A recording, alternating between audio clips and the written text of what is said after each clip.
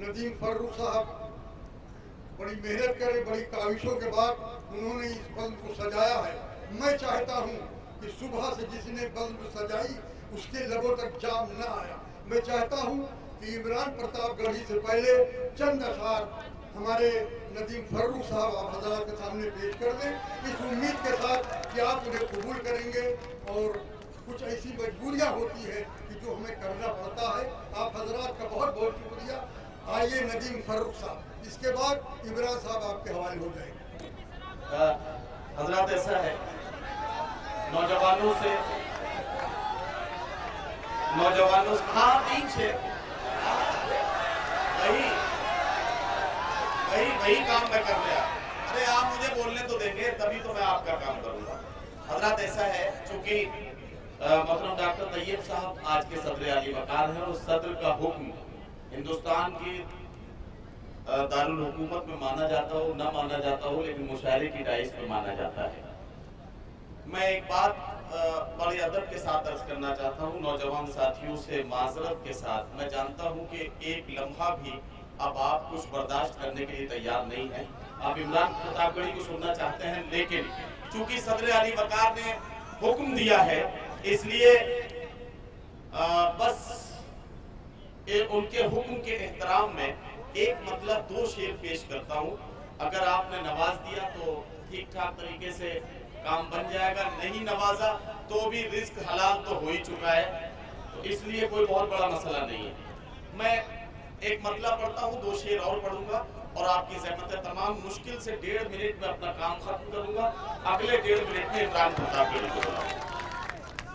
مطلب پیش کرتا ہوں کہ یہ کس کے پھول سے ہونٹوں پر پیاس بیٹھی ہے،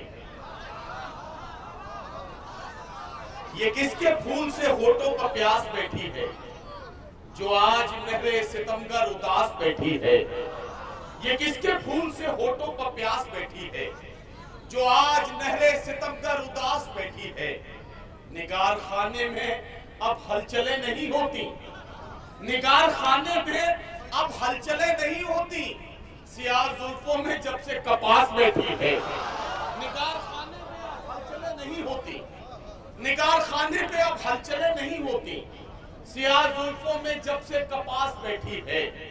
تیرے غرور نے تجھ کو یہ دن دکھایا ہے، تیرے غرور نے، ابھی 3-4 صوبوں میں الیکشنز ہوئے ہیں، اور ایگزٹ پول کل بتا رہا تھا جو ایگزٹ پول کے نتیجے آئے، اور اس کے بعد میرے خیال سے 1 دن کے بعد شاید صحیح نتیجے آ جائیں گے، تو جو حالات ہونے والے ہیں، میرا یہ شعر سچ ہوتا ہوا نظر آ رہا ہے کہ تیرے غرور نے تجھ کو یہ دن دکھایا ہے، تیری شکست تیرے آس پاس بیٹھی ہے، تیرے غرور نے تجھ کو یہ دن دکھایا ہے، تیری شکست تیرے آس پاس بیٹھی ہے۔ وہ لوٹ آئے گا دل کو یقین نہیں ہوتا، مگر نہ جانے کیوں پلکوں پہ آس بیٹھی ہے۔ وہ لوٹ آئے گا دل کو یقین نہیں ہوتا، مگر نہ جانے کیوں پلکوں پہ آس بیٹھی ہے۔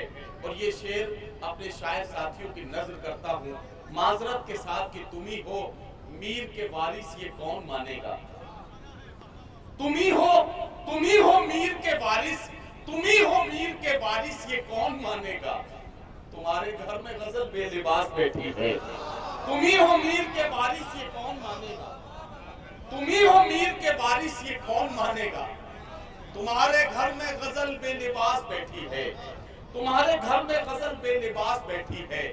مٹا نہ دے کہیں شادابیاں گلابوں کی، جو تیرے لون میں زہریلی گھاس بیٹھی ہے، مٹا نہ دے کہیں شادابیاں گلابوں کی، جو تیرے لون میں زہریلی گھاس بیٹھی ہے۔ حضرات گرامی بہت شکریہ۔